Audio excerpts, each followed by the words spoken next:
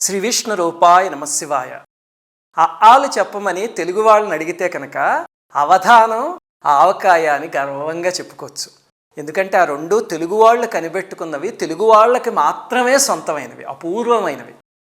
కాకపోతే ఆవకాయ అంటే మన ఇంట్లో చిన్న పిల్లలతో పాటు అందరికీ తెలుసు, ఎందుకంటే ఇష్టంగా తింటాం కాబట్టి.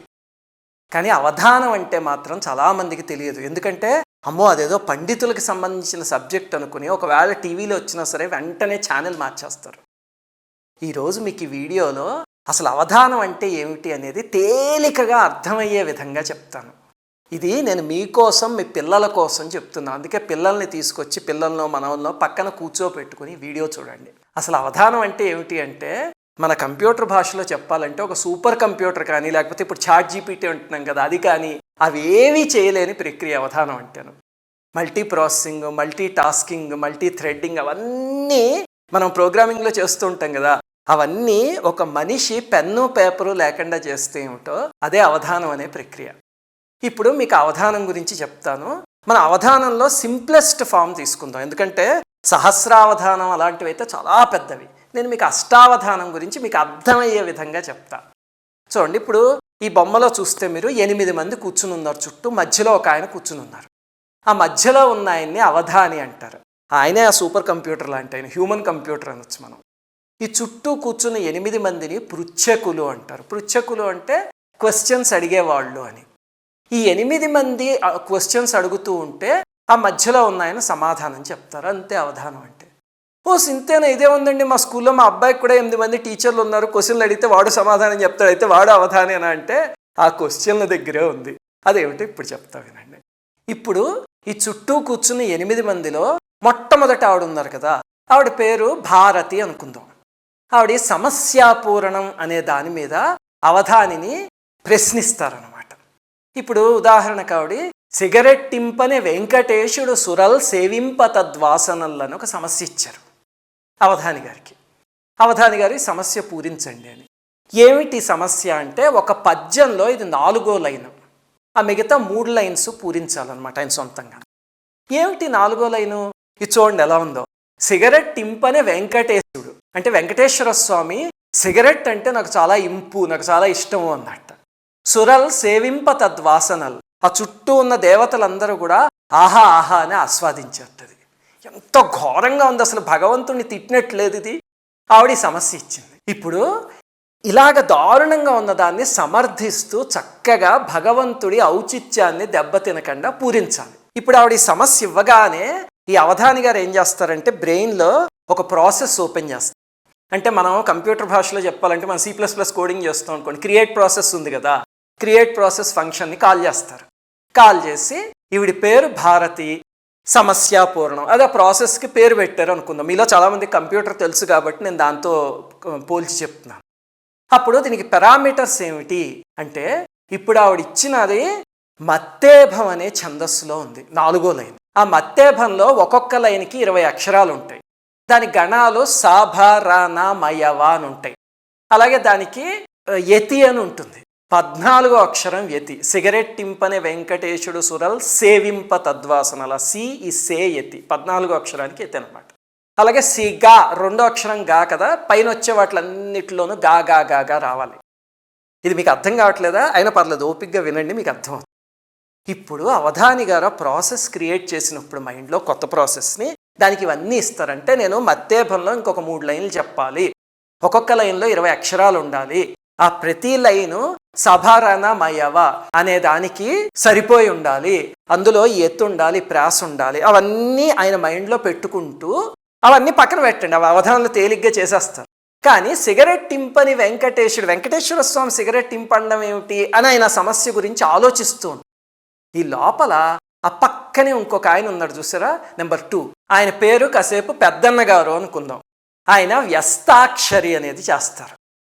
ఆయన వచ్చి ఏం చేస్తారంటే ఈ అవధాని ఆలోచిస్తూ మైండ్లో దీన్ని ప్రింట్ చేసుకుంటున్నారు. ఎందుకంటే అవధానుల దగ్గర ఎక్కడ పెన్లు పేపర్లు ఉండవు, వాళ్ళు హ్యూమన్ కంప్యూటర్స్ చెప్పాను, అక్కడ కూర్చుని ఉంటారంతే, అన్నీ బ్రెయిన్లోకి ఎక్కించుకుంటారు.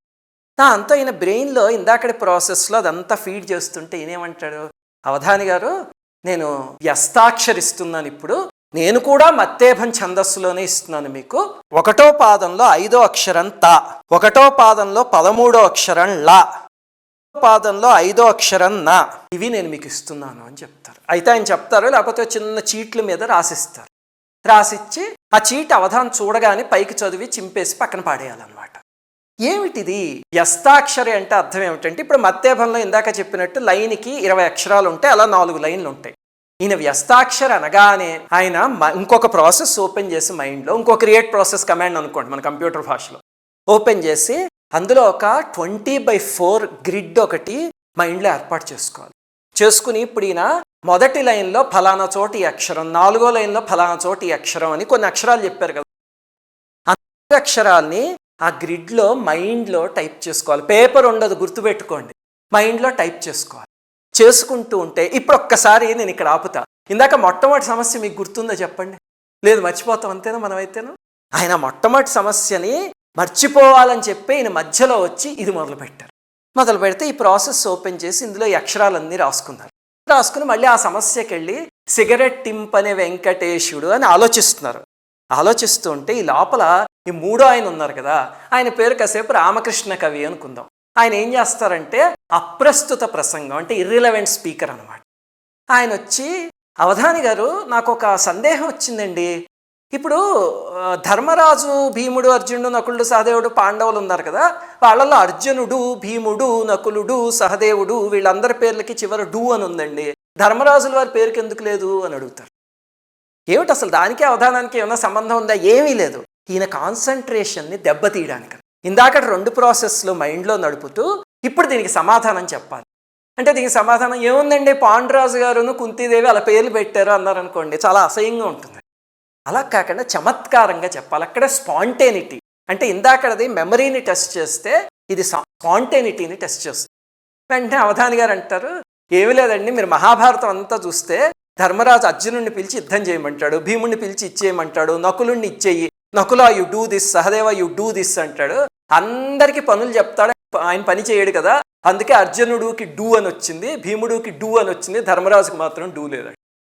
అంతే, జనాలందరూ గోళ్ళను నవ్వుతారు. అద్భుతమైన ఆన్సర్ కదా అది. అంటే ధర్మరాజుల వారిని ఏమి తక్కువ చేయడం అని కాదు, ఊరికే హాస్యాన్ని. ఇది నవ్వేసరికి ఈయన ఏకాగ్రత కొంచెం పక్కకి తిరిగింది అనుకోండి, వెంటనే ఏమవుతుందంటే ఇందాక చెప్పినవి 2 మర్చిపోతారు. ఇంకా ఎంత అటెన్షన్ ఉండాలో చూడండి. ఇప్పటికి 3 ప్రాసెస్లు రన్ అవుతున్నాయి ప్యారలల్గా. ఈ లోపల ఏమవుతుంది, ఈ 4వ ఆయన ఉన్నారు కదా, ఈయనని సుబ్బారావు గారు అనుకుంది ఆయన పేరు ఫర్ ఎగ్జాంపుల్. ఈయన ఘంటాగణనం అని చేస్తారు. ఏమిటంటే ఒక గంట పుచ్చుకుంటారు పెద్దది, పుచ్చుకుని ఇందాక నుంచి నేను చెప్పిన పావు గంటలో ఎన్నోసార్లు టంగ్ టంగ్ టంగ్ అని వాయిస్తూ ఉంటారు. గంట మధ్యలో ఎప్పుడో అప్పుడు ఒకసారి టంగ్ టంగ్ అని 2 సార్లు వాయించేస్తారు, ఒకసారి 3-4 నిమిషాలైనా ఒక్కసారి కూడా వాయించరు, అలా ఉంటారు. అలాగా ఈ అవధానం మొత్తం ఒక 5 గంటలు పట్టింది అనుకోండి, 5 గంటల్లో ఆయన ఎన్నోసార్లు గంట వాయిస్తారు. ఆయన రాసుకుంటూ ఉంటారు పెన్ను పేపర్ మీద ఎన్నిసార్లు వాయించారు. పాప అవధాని గారికి పెన్ను పేపర్ ఉండదు. దాంతో మొత్తం అవధానం అయ్యాక ఈయన 273 సార్లు గంట వాయించారు అని అవధాని చెప్పగలగాలి. ఎంత కష్టం ఆలోచించండి. అంటే ఇప్పటికే ఆవిడ ఇచ్చిన సమస్య ఒక ప్రాసెస్లో నడుస్తుంది, ఆయన ఇచ్చిన వ్యస్తాక్షరం ఇంకో ప్రాసెస్లో నడుస్తుంది. ఈ లోపల అప్రస్తుత ప్రసంగం అని ఈయన డిస్టర్బ్ చేస్తున్నారు. ఈ లోపలే ఈయన దాదాపు 10-15 గంటలు కొట్టుంటారు. అవన్నీ మైండ్లో గుర్తు పెట్టుకుంటూ ఇంకొక ప్రాసెస్లో, అంటే మన భాషలో చెప్పాలంటే ఒక వేరియబుల్ ఇనిషియలైజ్ చేసి ఆ ఇనిషియలైజ్ చేసిన వేరియబుల్ I++I++ చేసుకుంటూ ఉండాలి. C++ భాషలో చెప్పాలంటే అర్థమైందా? ఇంత కష్టం ఇది. ఇప్పుడు ఇవన్నీ మైండ్లో పెట్టుకుంటూ ఉంటే ఆ మొట్టమొదటి ఆవిడ సమస్య ఉంది కదా, ఆవిడ దగ్గరికి వచ్చి, అమ్మ భారతి గారు, మీరు సిగరెట్ టింపనే వెంకటేశుడు సురల్ సేవింప తద్వాసనలు అన్నారు కదా, సరే ఇప్పుడు ఆ సమస్యని పూరిస్తా నేను అని చెప్పి విగళద్భక్తి రసాద్రగీత తతులన్ వినిపించ శృంగారభ అంటారు. ఇక్కడ ఇంకొకటి గుర్తుపెట్టుకోండి, అన్నిటికన్నా కష్టమైంది అవధానంలో. ఇప్పుడు ఆవిడకి ఆ సమస్య మొత్తం పూరించేశారనుకోండి ఒక్కసారి, అయినా వెంటనే ఆ ప్రాసెస్ని బ్రెయిన్లోంచి తీసేయచ్చు, ఆ ప్రాసెస్ని క్రియేట్ చేసిన ప్రాసెస్ని కిల్ ప్రాసెస్ చేసేసి అయిపోతుంది. అలా కుదరదు. ఆవిడకి ఒకే లైన్ చెప్పాలి, చెప్పి మళ్ళీ అందరిది అయ్యాక ఒక ఆవృత్తి అంటారు, మళ్ళీ ఆవిడ దగ్గరికి వచ్చినప్పుడు ఆవిడకి సెకండ్ లైన్ చెప్పాలి. ఎంత కష్టం అది, ఎంత కష్టం ఆలోచించండి. ఫస్ట్ లైన్ చెప్పి మళ్ళీ అందరూ అయ్యేసరికి వెనక్కి వచ్చేసరికి మనకు గుర్తుంటుందో ఉండదు, అలా చెప్పగలగాలి. అది అవధానం గొప్పతనం. సో ఆవిడకి ఆ ఫస్ట్ లైన్ ఇచ్చారు. ఏమిటి అందులో అంటే అసలు ఆ సిగరెట్టు వెంకటేశుడు ఏమిటో ఏం అర్థం కాలే. విగళద్భక్తి రసాద్ర గీత తతులన్ వినిపించ శృంగారభ అంటే ఎవరో వినిపిస్తున్నారట. ఏమిటి అంటే భక్తి గీతాలు శృంగారపరమైనవి ఎవరో వినిపిస్తున్నారు అన్నట్టుగా ఒక లైన్ చెప్పారు. దీనికి వెంకటేశ్వర స్వామి సిగరెట్కి సంబంధం ఏమిటి అంటే అది అవధాని గారికి తెలుసు, ఇంకెవ్వరికి తెలియదు. అందరూ ఆతృతతో చూస్తూ ఉంటారు. ఈ లోపల ఈ 5వ ఆయన ఉన్నారు కదా, ఆ 5వ ఆయన పేరు ఆచార్య అనుకుందాం. ఆయన చేసే ప్రక్రియ దత్తపది అంటారు. దత్తపది అంటే ఏదో ఒక 4 పదాలు ఇచ్చి ఆ 4 పదాలతో ఒక పద్యం చెప్పమని అడగాలి. అది కూడా మళ్ళీ ఒక లైనే చెప్పాలి. మళ్ళీ సెకండ్ ఐటరేషన్లో అంటే 2వ ఆవృత్తిలో వచ్చి 2వ లైన్ చెప్పాలి. అంటే సరే ఇదే ఉందండి, 4 పదాలు ఇస్తే పద్యం చెప్పేస్తారు కవులు కదా వాళ్ళు అంటే అక్కడే ఉంటుంది విచిత్రం. ఉదాహరణకి ఆచార్య అనే ఆయన జడేజా, ద్రావిడ్, కుంబ్లే, కాంబ్లే ఈ 4 పదాలు ఉపయోగించి రామాయణంలో హనుమంతుడు సముద్ర లంఘనం చేశాడు కదా, అది వర్ణించండి అని అడిగారు. ఎంత ఘోరమైన సమస్య ఇది. రామాయణంలో హనుమంతుడు చేసిన సముద్ర లంఘనానికిను జడేజా, ద్రావిడ్, కుంబ్లే, కాంబ్లీ ఈ 4 పదాలకి అసలు సంబంధం ఉందా? ఇవి అసలు సంస్కృతం పదాలు కాదు, తెలుగు పదాలు కాదు, ఇవి ఎక్కడో పదాలు ఇవి. దీన్ని ఎలా తీసుకొస్తారు రామాయణంలోకి? ఆయన అంటారు ఈ సమస్యను కూడా మీరు తెలుగులో పూరించకండి, సంస్కృతంలో పూరించండి అంటారు. మన అవధానుల గొప్పతనం ఏమిటంటే ఒక్కొక్కళ్ళకి 2 భాషలు 3 భాషలు, కొంతమంది పాత వాళ్ళకైతే 16 భాషలు అనర్గళంగా వచ్చు మహానుభావులు. అంతే ఇప్పుడు కూడా మీరు చూస్తే చిన్న పిల్లలు, కొంతమంది ఐఐటి పిల్లలు వాళ్ళు అవధానాలు చేస్తున్నారు. 2 భాషలు సంస్కృతంలో అనర్గళంగా మాట్లాడేస్తారు, కవిత్వం చెప్పేస్తారు. వాళ్ళు ఆయన్ని సంస్కృతంలో చెప్పమంటారు. చెప్పమంటే ఈయన ఆలోచిస్తూ ఉండాలి మైండ్లో. ఏమిటి అంటే హనుమంతుడికి జడేజాకి ద్రావిడికి ఎలాగ తీసుకురావాలి సంబంధం అని ఈయన ఆలోచిస్తుంటాడు. ఈ లోపల ఆ వ్యస్తాక్షర ఆయన ఉంటాడు కదా, ఆయన వచ్చి అవధాని గారు మొట్టమొదటి పాదంలో 10వ అక్షరం ప, 8వ అక్షరం కూడా ప, 2వ పాదంలో 6వ అక్షరం ని, 3వ పాదంలో 7వ అక్షరం జం, 4వ పాదంలో 10వ అక్షరం క. ఇవన్నీ గుర్తుపెట్టుకోండి అంటారు. మళ్ళీ ఇవన్నీ చీటీల మీద రాసిస్తారు, చదువుకోవాలి, చింపేయాలి, పడేయాలి. అంటే వెంటనే ఏం చేయాలి? ఆ సెకండ్ ప్రాసెస్ ఉంది కదా, అది ఓపెన్ చేయాలి. ఓపెన్ చేసి ఆ ప్రాసెస్లో ఆ గ్రిడ్ ఏదైతే మైండ్లో ఉందో అందులో ఈ అక్షరాలను తీసుకువెళ్ళి పెట్టాలి. ఎంత కష్టం ఆలోచించండి. ఇందాక చెప్పిన అక్షరాలు ఎవరైనా చెప్పండి చూద్దాం ఒకసారి. అవుతుంది. ఆ ప్రాసెస్ని మళ్ళీ అలా పక్కన పెట్టి ఉంచుతారు. పెట్టి ఇప్పుడు ఈ 5th ప్రాసెస్ ఓపెన్ చేశారు కదా దత్తపది, అందులోకి వెళ్ళి ఆ జడేజా ఏమిటి, రామాయణం ఏమిటి అని ఆలోచిస్తూ ఉంటే ఈయన కాంటెక్స్ట్ స్విచ్ చేయకుండా అప్రస్తుత ప్రసంగం ఉన్నాడు, ఆయన మళ్ళీ వస్తారు. వచ్చి అవధాని గారు నాకు ఒక సందేహం వచ్చిందండి. సామాన్యంగా ఎక్కడికైనా బయటికి వెళ్ళాలనుకోండి, మగవాళ్ళు గబగబా తెమిలిపోతారు, లేడీస్ చాలా లేట్గా తెములుతారు, ఎందుకండి అలాగా అని అడుగుతారు. అడిగితే ఈయన ఏదో మామూలుగా ఆడవాళ్ళు అలంకార ప్రియులు కదండి అన్నారు అనుకోండి, చప్పగా ఉంటుంది అవధానం. ఇదే పట్టున్న వాళ్ళు ఉంటారు, అలాంటి అవధానం అయితే వెంటనే ఆలోచించి మీరే కదండి అన్నారు లేడీ అని, లేడీని తిరగేయండి అంటారు. అంటే తిరగేసి డిలే అంటే వాళ్ళ పేరులోనే డిలే ఉంది, అందుకే ఆలస్యం అవుతుంది. సభ అంతా గొల్లున నవ్వుతుంది. అప్రస్తుత ప్రసంగం ఎందుకు అడిగారు ఇది అంటే ఈయన్ని డైవర్ట్ చేయడానికి. ఈయన ఆయన కంటెక్స్ట్లో వర్క్ చేస్తూనే ఈ కంటెక్స్ట్లో కూడా ఎట్ ఏ టైం వర్క్ చేస్తూ ఉంటే ఈ లోపల గంటలు ఆయన ఒక 10 గంటలు మోగించి ఉంటారు. వాటన్నిటిని ఒక గంట మోగ్గానే ఆ మైండ్లో ఉన్న కౌంటర్ని I++ చేయాలి. కానీ వీటి మీద ఏకాగ్రత చెడిందా పోతుంది. మళ్ళీ వీళ్ళు ఎవరిని వచ్చి మీ సమస్యలు ఏమిటండి, ఏమిచ్చారు ఇందాక అని అడగడానికి లేదు, ఒకసారి ఇస్తే తీసేసుకోవడం అని. సరే ఇప్పుడు ఆ సమస్య తీసుకుని సంస్కృతంలో ఏషా జడేజా వికటా నిహన్య అని ఒక వాక్యాన్ని పూరించి ఇచ్చారు.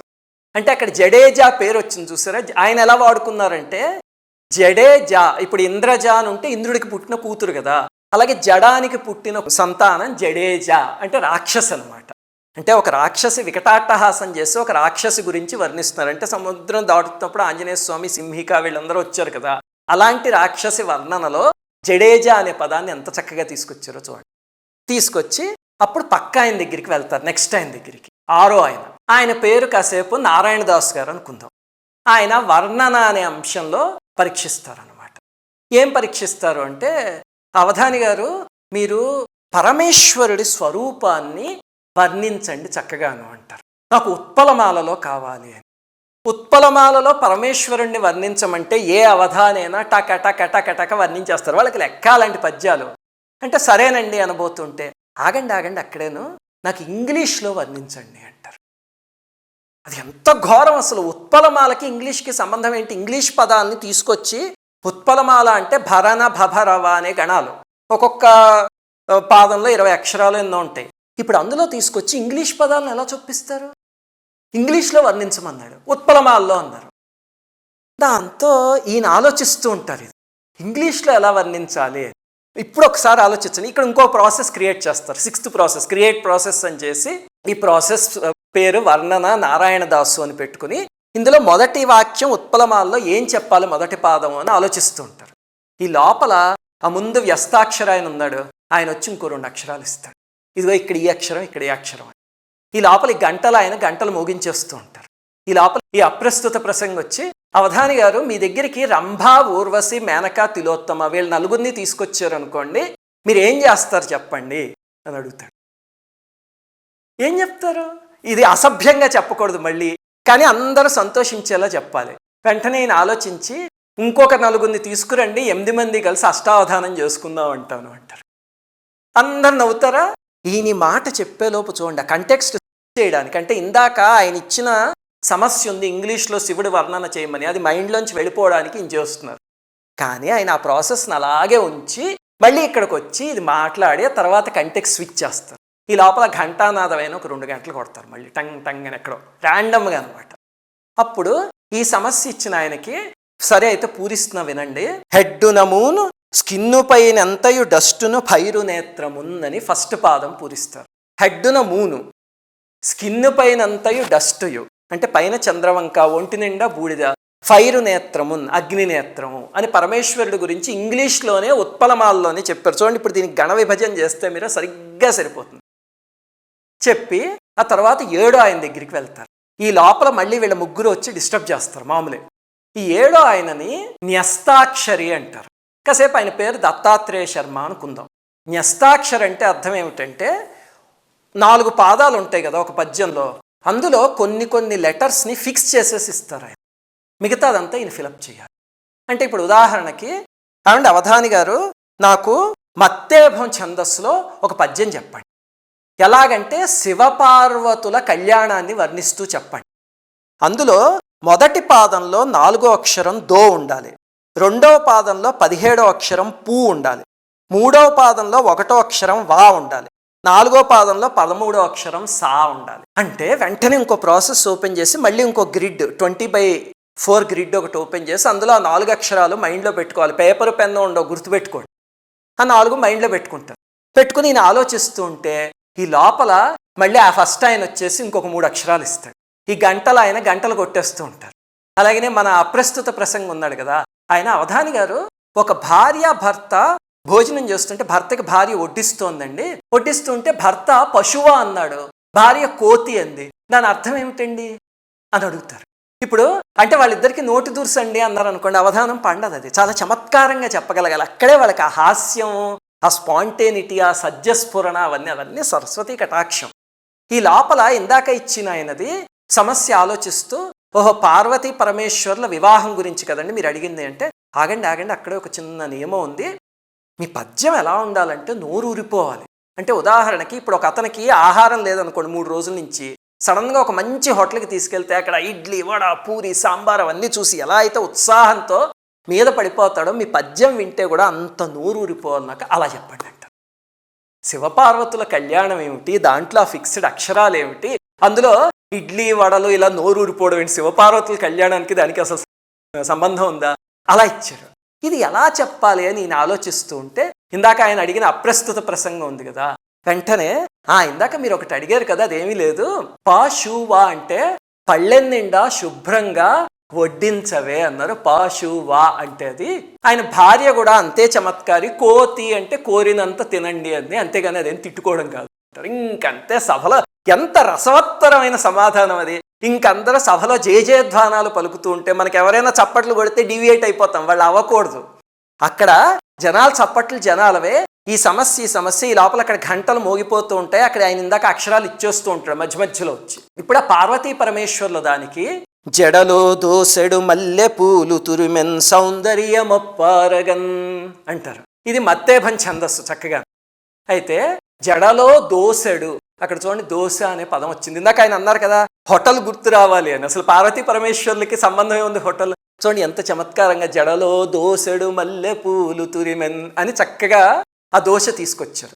మళ్ళీ ఇక్కడ మొదటి పాదం ఒక్కటే చెప్పాలి, రెండో పాదం చెప్పకూడదు. వీళ్ళందరికీ కూడా ఒక్కొక్కటి చెప్పి పక్కదానికి వెళ్ళిపోవాలి. ఇంకా ఆఖరి ఆయన వచ్చారు. ఆయన చేసే అంశం నిషిద్ధాక్షరి. ఆయన పేరు కాసేపు నరసింహారావు గారు అనుకుందాం. ఆ నిషిద్ధాక్షరి చాలా విచిత్రంగా ఉంటుంది. ఏమిటంటే ఇక్కడ పాదం మొత్తం చెప్పకూడదు, ఒకటో రెండో అక్షరాలు చెప్పాలి.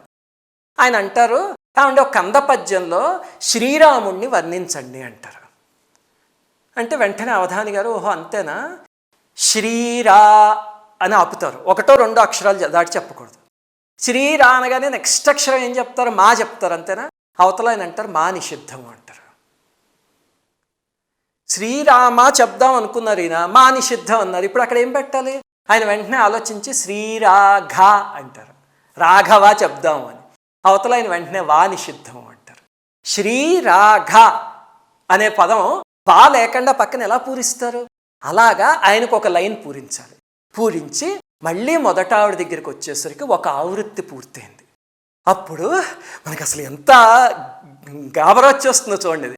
అప్పుడు ఆవిడ దగ్గరికి వచ్చాక అమ్మ మీ పేరేమిటి, ఇందాక మీరు ఇచ్చిన సమస్య ఏమిటి అని మళ్ళీ అడగకూడదు. వెంటనే ఆ ప్రాసెస్ ఓపెన్ చేసేసి, ఇప్పటిదాకా పాజ్ అయ్యింది ప్రాసెస్, మళ్ళీ అందులోకి కంటెక్స్ట్ స్విచ్ చేసి, ఇందాక మీరు ఇచ్చిన సమస్య సిగరెట్ టింపనే వెంకటేశుడు సురల్ సెవింప తద్వాసనలు అన్నారు కదా, నేను మీకు ఇంకా ఇందాక మొట్టమొదటి పాదం ఏం చెప్పానో తెలుసు కదా, విగళద్భక్తి రసాద్రగీత తతులను వినిపించ శృంగార భా అని చెప్పాను. ఇప్పుడు రెండో పాదం చెప్తున్నా చూసుకోండి, భావ గరిష్టోజ్వల దీప్తిమంతములుగా భక్తి ప్రకాశంబుగా. ఇది నా రెండో లైన్ అంటారు. అప్పటికప్పుడు ఆవిడ పేరు గుర్తుపెట్టుకోవాలి, తర్వాత ఆవిడ ఇచ్చిన సమస్య గుర్తుపెట్టుకుని, ఇందాక తను చెప్పిన పాదం గుర్తుపెట్టుకుని రెండో పాదం మాత్రం చెప్పాలి, మళ్ళీ ఫిలప్ చేయకూడదు మొత్తం అంతా. చెప్పి మళ్ళీ రెండో ఆవృత్తిలోకి వెళ్ళాలి. మళ్ళీ వీళ్ళందరి దగ్గరికి నీ లోపల గంటలు వాయించేస్తూ ఉంటారు, ఆ న్యస్తాక్షరైన అక్షరాలు ఇచ్చేస్తూ ఉంటారు, ఈ అప్రస్తుత ప్రసంగం ఆయన కన్ఫ్యూజ్ చేస్తూనే ఉంటారు. కానీ అందరి దగ్గరికి మళ్ళీ వెళ్ళాలన్నమాట. ఎంత కష్టం. ఇప్పుడు ఒక్కసారి నేను ఈ స్క్రీన్ మించి ఇవన్నీ తీసేస్తాను, మీకు 1 నిమిషం టైం ఇస్తాయి, వీడియోని పాజ్ చేయండి. పాజ్ చేసి మీలో ఎవరైనా మొట్టమొదటి ఆవృత్తిలో ఆయన ఎవరెవరికి ఏ ఛందస్సులు చెప్పారు, వాళ్ళ పేర్లు ఏమిటి, ఆ ఇచ్చిన సమస్య ఏమిటి, అందులో ఆయన పూజించింది ఏమిటి, ఈ అప్రస్తుత ప్రసంగి ఏమడిగారు, ఇవన్నీ ఒక పేపర్ మీద రాయండి చూద్దాం. పేపర్ మీద పెన్తో. ఇంపాసిబుల్. నేను చెప్పి ఈ 8 మంది పేర్లు చెప్పమంటేనే మనలో ఒక 50% మెంబర్స్ చెప్పలేము. వాళ్ళు అంత అద్భుతమైన ప్రక్రియ చేస్తారు. అది అవధానం. ఇప్పుడు నేను చెప్పింది అష్టావధానం. దీన్నే మీరు ఎక్స్ట్రాపులేట్ చేసి 100 మందితో ఒకేసారి అవధానం చేశారు అనుకోండి, దాన్ని శతావధానం అంటారు. అంటే చుట్టూ ఇలాంటి పృచ్ఛకులు 100 మంది ఉంటారు. ఆ 100 మంది సమస్యలు గుర్తుపెట్టుకోవాలి, 100 మంది ఇచ్చిన పేర్లు గుర్తుపెట్టుకోవాలి. వీళ్ళు ఇలాగే డిస్టర్బ్ చేస్తూ ఉంటారు, మధ్యలో పెన్ను పేపర్ ఉండదు. ఆ 100 థ్రెడ్స్ మైండ్లో నడవాలి. అలాగే ఇంకొకటి ఏమిటో తెలుసా, ఇప్పుడు ఈ మొత్తం అన్ని ఆవృత్తులు అయిపోయాక 100 మందితో కూర్చున్నారు అనుకోండి, ఆ 100 మందికి చెప్పిన పద్యాలన్నీ అప్పటికప్పుడు ఒక్కసారి కళ్ళు మూసుకుని ధారణ చేసి అలా చెప్పేయగలగాలి. 100 పద్యాలు ఒకే ప్రవాహంలాగా చెప్పగలగాలి. ఎంత కష్టం అది. మన టెక్స్ట్ బుక్ సంవత్సరం కాలం బట్టి కొట్టినా మనకు 100 పద్యాలు రావాలంటే చాలా కష్టం. ఇప్పుడు ఇదే 1000 మందితో ఆలోచించండి, అది సహస్రావధానం. అంటే అసలు ఊపిరి సలుపుతుందా మనకి, ఈ పాటికే చెమటలు పట్టేస్తాయి, అంతేనా. 1000 మందితో చేస్తే అది సహస్రావధానం. మన తెలుగులో మహానుభావులు 2000 మందితో ద్విసహస్రావధానం, 3000 మందితో త్రిసహస్రావధానం అలాంటివి చేశారు. అలాగనే తెలుగులో చేశారు, సంస్కృతంలో చేశారు, ఇంగ్లీష్లో చేశారు, హిందీలో చేశారు. అలా బహుభాషల్లో ఒకేసారి పృచ్ఛకుల్ని కూర్చోబెట్టి చేశారు. ఏమనాలి ఇంకా అవధానుల్ని. మనం ఈ కాలం క్వాడ్ కోర్ కంప్యూటర్ల గురించి మాట్లాడుకుంటున్నాం. ఇదే అవధాని 1000 మందితో చేసినప్పుడు 1000 ప్రాసెస్లు ఓపెన్ చేసి మైండ్లో ఒకేసారి ఇదంతా చేయాలి. ఇప్పుడు చెప్పండి, వాళ్ళు హ్యూమన్ కంప్యూటర్ అవునా కదా. అసలు ఎక్కడైనా కంప్యూటర్లు వాళ్ళ కాలిగోటికి సరిపోతాయి. అందులో క్రియేటివిటీ. కంప్యూటర్ ఏం చేస్తుందంటే మనం ఏది ఫీడ్ చేస్తే అదే చేయగలదు తప్ప కొత్తగా సృష్టించలేదు. ఒక కవిలాగో, ఒక చిత్రకారుడిలాగో, ఒక రచయితలాగో. వీళ్ళు క్రియేటివిటీతో అవన్నీ సృష్టిస్తారు. అది వాళ్ళ గొప్పతనం. ఇవన్నీ వింటుంటే వాళ్ళకి చేతులు ఎత్తి నమస్కారం చేయాలనిపించట్లేదు. వీళ్ళకి జాతీయ పురస్కారాలు, పద్మశ్రీలు, పద్మభూషణలు, పద్మవిభూషణలు ఇలాంటి వాళ్ళకి ఇవ్వాలి. ఇస్తే ఆ కళ బతుకుతుంది. దురదృష్టవశాత్తు ఏమిటంటే అవధానం అనేది తెలుగు వాళ్ళకి మాత్రమే సంబంధించిన ప్రక్రియ. దాంతో మన పురస్కారాలు ఎలా వస్తాయంటే, జాతీయ పురస్కారాలు వాళ్ళు సోషల్ సర్వీస్ ఏమైనా చేస్తే ఇస్తాం, లేకపోతే వాళ్ళ పుస్తకం ఏమైనా రాస్తే ఇస్తాం, లిటరేచర్ అనే దాంట్లోనూ. ఎందుకంటే అవధానానికి అక్కడ అవార్డు లేదు. ఇవి కదండి చేయాల్సింది. హ్యూమన్ కంప్యూటర్ కదా. అసలు భారతదేశానికి ఎంత గర్వకారణం ఇది. అంత అద్భుతమైన ప్రక్రియ వాళ్ళు అవధానులు అంటే. దురదృష్టవశాత్తు మనమేం చేస్తామంటే అలాంటి అవధానుల్ని గౌరవించటం మానేసేసి వాళ్ళని మన స్థాయికి ఈడ్చేసి వాళ్ళు ఏదో ఒక మాట మాట్లాడారో లేకపోతే అక్కడ వాళ్ళు ఏదో పని చేశారట, వీడు చూసాడో ఎడిసాడో తెలీదు, వాళ్ళని రోడ్డుకి ఈడ్చేసి వాళ్ళ దిష్టి బొమ్మలు తగలేసి వాళ్ళ బొమ్మలని చెప్పులతో కొట్టి వాళ్ళని నానా దుర్భాషలు ఆడి వాళ్ళ చుట్టూ 1000 మంది చేరి వాళ్ళని బెదిరించి వాళ్ళ చేత కన్నీళ్లు పెట్టించి అలాంటి నీచమైన పనులు చేస్తూ ఉంటాం మనం. వాళ్ళ చుట్టూ కూర్చోవాల్సిన 1000 మంది ఎవరు?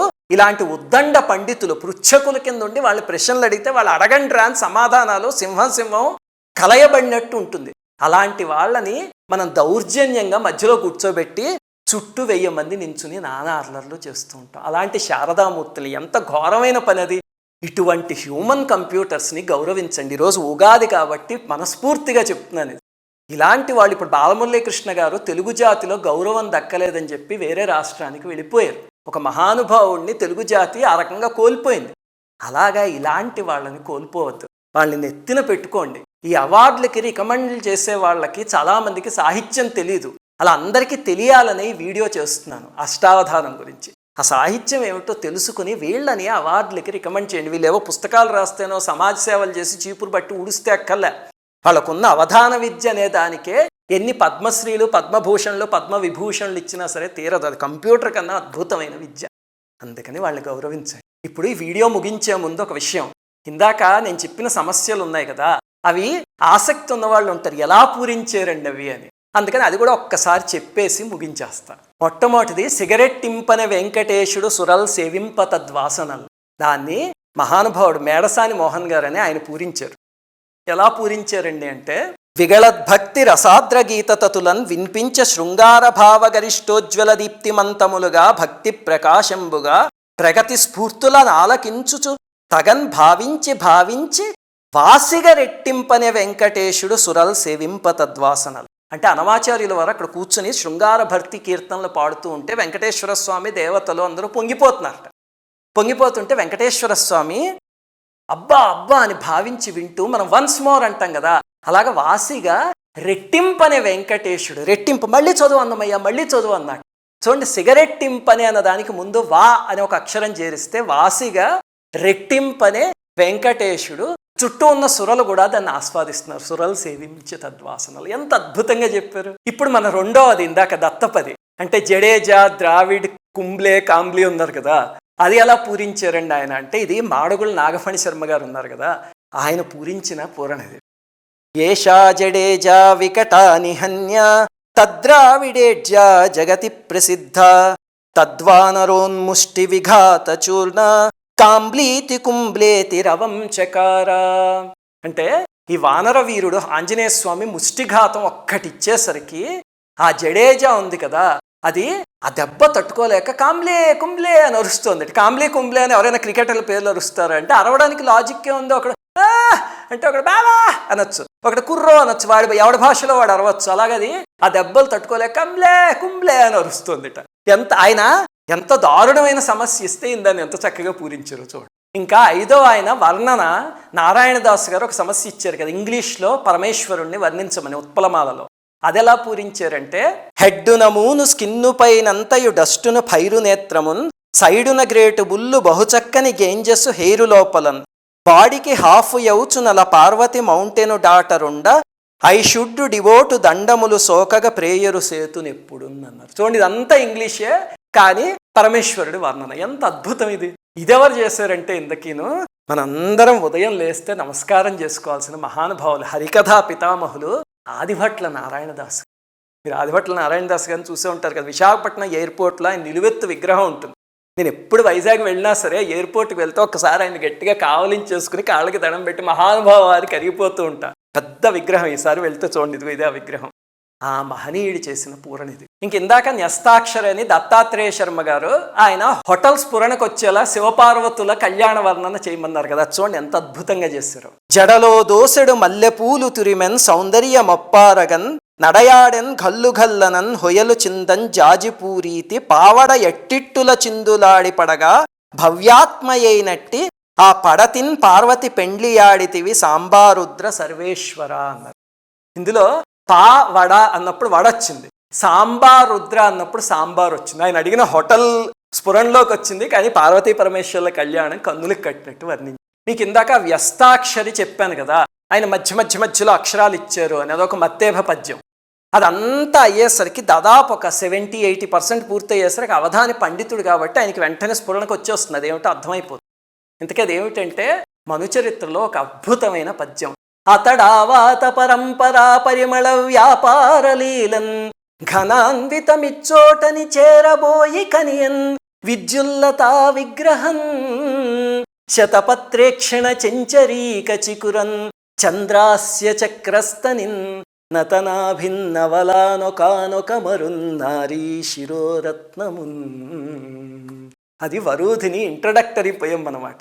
పెద్దన గారి గొప్పతనం ఏమిటి అంటే, ఆ పద్యాన్ని ఎవరైనా ఇంట్రడక్షన్ అంటే ఏదో ముఖంతోనో కళ్ళతోనో ఏదో అందిల చప్పుడుతోనో చీర కొంగుతోనో ఇంట్రడ్యూస్ చేస్తారు.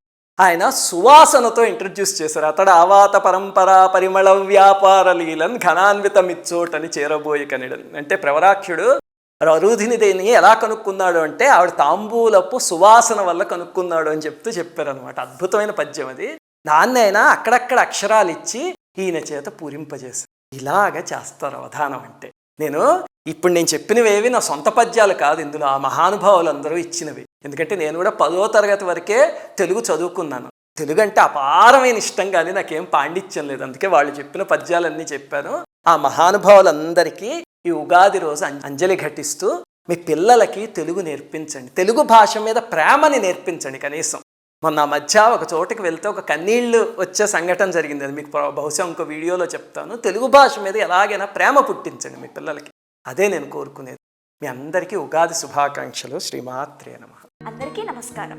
మన ఆధ్యాత్మిక వీడియోల్ని 3 ఛానల్స్గా విభజించాం. మొదటి ఛానల్ నండూరి శ్రీవాణి పూజా వీడియోస్.